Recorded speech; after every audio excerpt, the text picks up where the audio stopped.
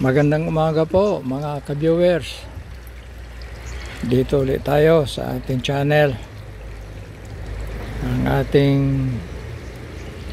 sisilipin ngayon ay yung modification ng ating box number 3. Umpisahan na nating i-layout.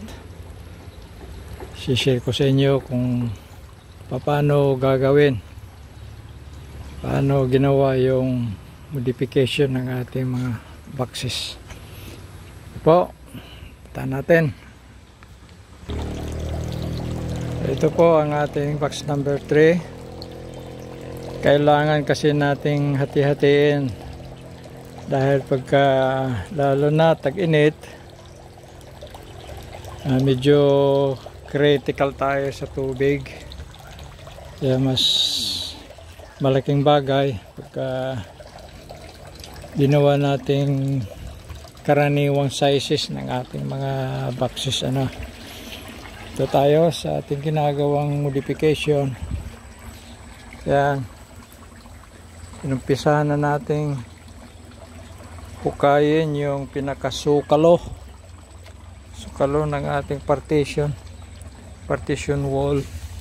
Yan ang ating partition wall, sukalo.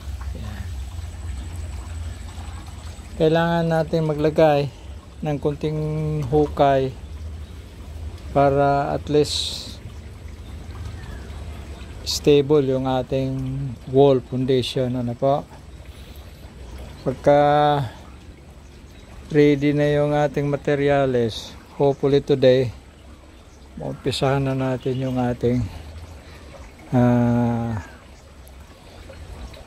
first layer. Ito nga, minamadali natin kasi yung ating mga alaga, masyadong mababaw na yung natitirang tubig.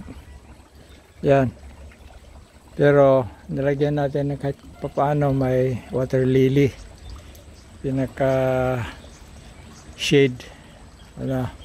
Maraming laman yan, may mga maliliit pa. Paano po? Ito muna partially, at least nakita natin yung ating start na activity sa ating modification box number 4.